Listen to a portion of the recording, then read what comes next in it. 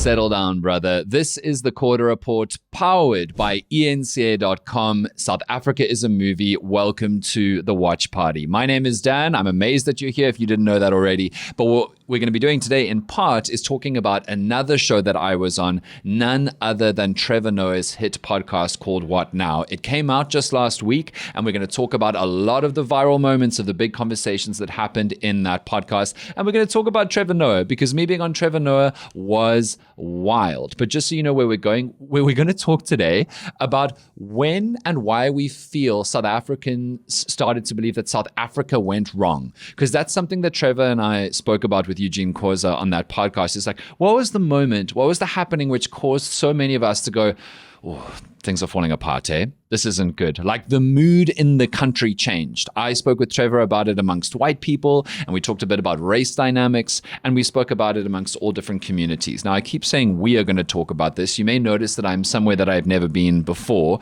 on the show if you're watching it on YouTube or on eNCA.com, which we're going to get to also. I'm in Makhanda, formerly known as Grahamstown, for the National Arts Festival that's been here for like 51 years. Like it's been here for ages. It's the iconic arts fest where some of the best and brightest emerging and established talent in all different kinds of performances come to one little town in the Eastern Cape for about 2 weeks at this time of year. I'm so thrilled to be here. And on these shows, I'm going to be broadcasting live from this place called The Barista in central Makhanda, right across from the Arch, if you're familiar with the town. And I'm going to be interviewing different phenomenal performers who are here. So they're going to be the co-pilots on the show. And today, just one of South Africa's best stand-up comedians, Yaaseen Barnes, is here.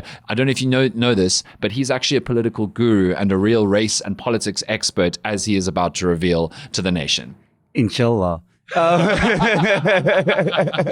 you so much for being the first guest. Thanks for having me. It's nice to be the test dummy for situations. Yeah. So when things go, if I don't see this up in the next few hours, tomorrow's the first episode again. No, yeah. It's going to go up. It's whether or not it's up again tomorrow.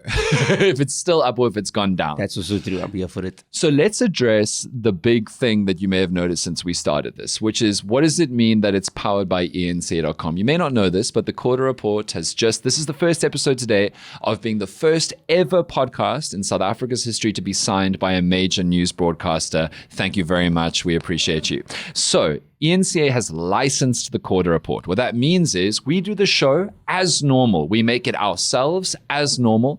And if you're watching on YouTube, you get your 10 to 15 minute cut down as normal. The full episode goes out on podcast, on Spotify and Apple, but in audio form. But the full episode is now also available to you to watch from start to finish. Not a cut down. The full episode is available on eNCA.com. The link is going to be, or is in the description of the video. So from now on, go across to eNCA.com, go watch the full episodes there. We've got WhatsApp line, we've got guests, we've got 1 or 2 or 3 stories, much more than you're getting on YouTube, though you're still going to get the big story on YouTube every single Tuesday, Wednesday, Thursday, and Friday. But go across to eNCA.com, follow the link, watch us there, bookmark it, support the show. This is a really, really exciting new thing for us. And we're kind of making history. And lastly, before we really get into the show, I want to just say I'm really grateful to you, because without your support, people wouldn't have thought that anybody cared about what I had to say. And the way that we do, talking about the news together in the comments and on the channel and on the WhatsApp line and on the podcast and on the videos. And this deal wouldn't have happened. And it's just really exciting and a real honor. Right. So I just want to quickly say, we're talking about the Trevor Noah appearance that I made today, because everyone on the WhatsApp line is talking about it. If you want to join the WhatsApp line, become a recorder, the number is 0607 613 436. Save it in your phone. And there's so many lovely messages. We don't have time to work through them, but just quickly, people like Sitle and Carla and Dave and Indira and Boyketso and Chris and so many more people. Thank you so much for all of your well wishes for watching Trevor Noah's show. You've met Trevor. I have. You've made him laugh. I have. But not on camera. So we just have to believe you. With that said, though, I don't care about camera. My wife was also in the room.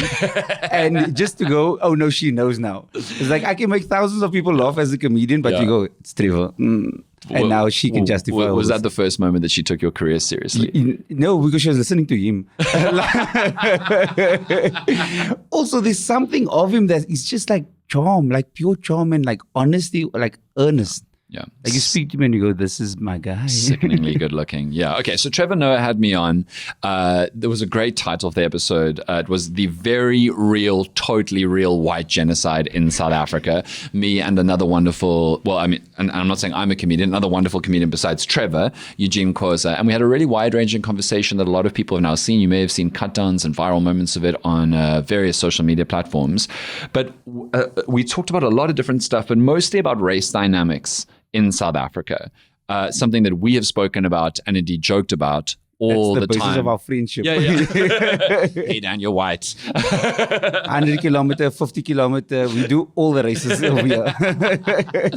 But one thing that Trevor asked that really exploded online, and I'd love to hear what you think, is he asked me why white grifters selling conspiracies of like white genocide, farm murders, white people being targeted, race laws have to leave, blah, blah, blah. And my big theory was that we peaked in 2010. We waka-waka'd our way into the best version of the Rainbow Nation. We held the World Cup. It was phenomenal. It was cute. It was rainbows. We nearly even made it out of the group stages. When Chabalala scored, I felt happier than I ever have.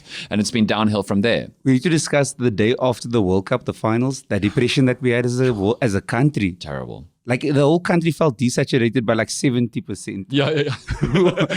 We felt like what Britain looks like on TV.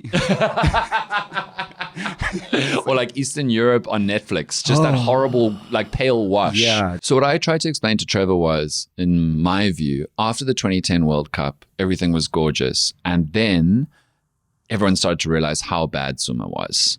How bad state capture was getting, how corrupt everything was getting, how service delivery was crumbling. And I know that there's this ridiculous afactual revisionist history now to say, but Ramaphosa is the worst because we have so much load shedding now and we had less then.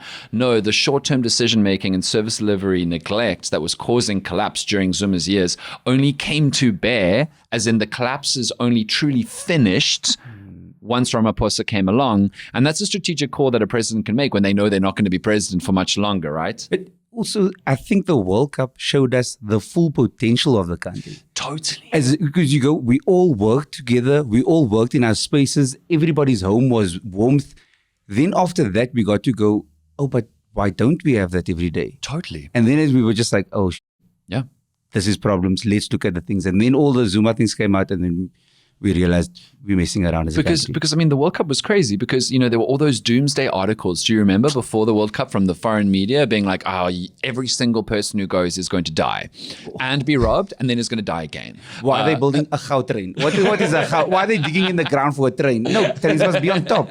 It was out of our minds. We didn't understand how good we are. Yeah.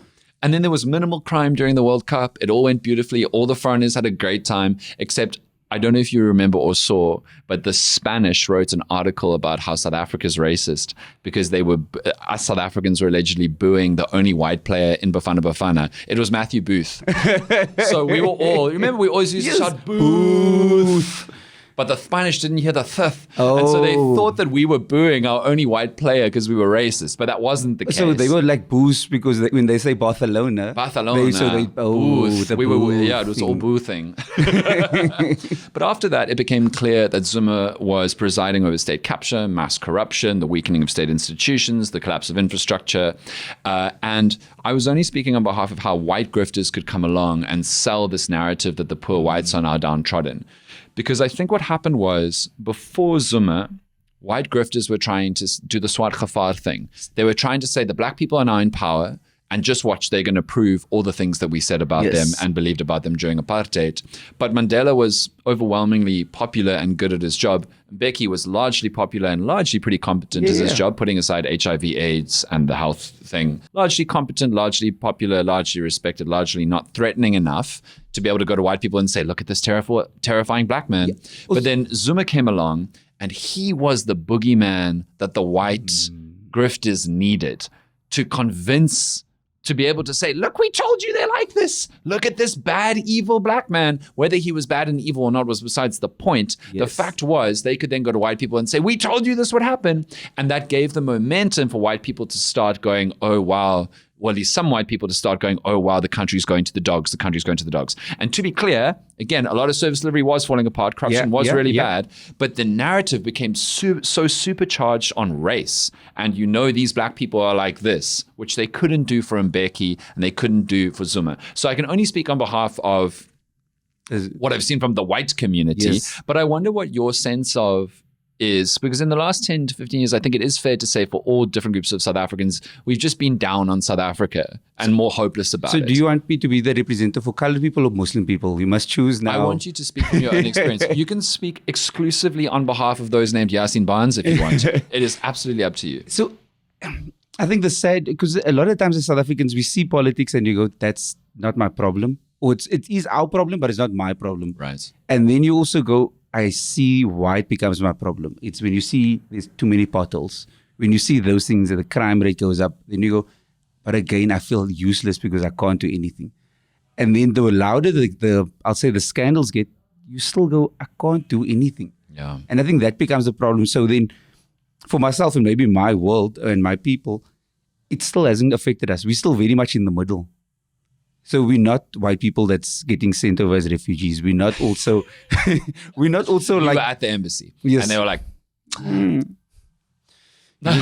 you're not gonna fly the plane over there. Don't count down. And then also going like black people have it tough in the country as well. So, and then as colored people, we also just like not overlooked, but be in the middle ground of a lot of the things. No, totally. And I mean, a lot of the power of the Patriotic Alliance, Gator McKenzie and Alian Jacobs, is saying the ANC has taken many colored voters and not put in colored ministers or represented colored people to the point where colored people feel represented. The DA also. Yeah, the problem I have with the PA is that firstly, they don't represent all colored people.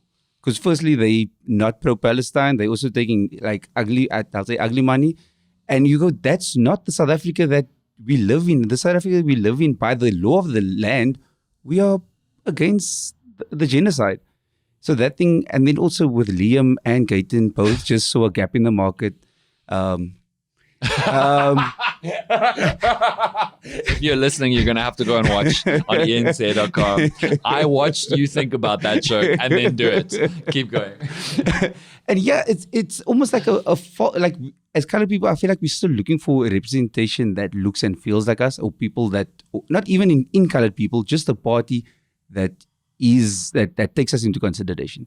And right now, the PA is trying to be that, and I don't think they are. Yeah. The ANC still ends with struggle, and I feel like a lot of our people still stand with that. And then there's the DA who still has a lot of our people's vote, and that's still a thing that I'm... Again, you'll have to go and watch on eNCA.com if you're only listening. Okay, so... yeah, I'm just interested by this collective kind of like depression about South Africa's future that we had. But then the Government of National Unity came along and we were like, oh, that's a bit better. It did feel better. With that said, I genuinely believed in the GNU a little more than anything else we've had. Yeah. And then something else that we spoke about, was Trevor led us to speak about on the show, is how united South Africans have become by common struggle. So like service delivery failings, some of them cut through, right? So like nothing has bridged the gap between black and white and colored South Africans more than communally complaining about load shedding, because it kicks nearly all of us. Also, load shedding is essentially just black and white. Like that's either that or we're not. And I think load shedding, Springboks, Mandela have done great things to join our country together. It's beautiful. But now that it's gone, I feel like that's another reason we're going, oh, let's look back at the cracks. Right. When the lights are on, we get to look at problems again. Oh, he's a poet. He's deep. That was profound. As a Muslim, pause. That's all that I have. But yeah, so now that load shedding's been out of sight, it's time for us to look again at those things. And it's dirty and it's gritty, but it's still part of the problem. How many years are we with democracy? Oh, 31 years. 31. Guys, I don't trust a 31-year-old with anything at the moment. I'm 31. Exactly. Dan's brother is here because not even Dan must have supervision. That's can't trust him with anything. Can I tell you, one of my sisters manages me now. We need more people to step in. That's his family's a GNU. They're all coming together to look after Dan.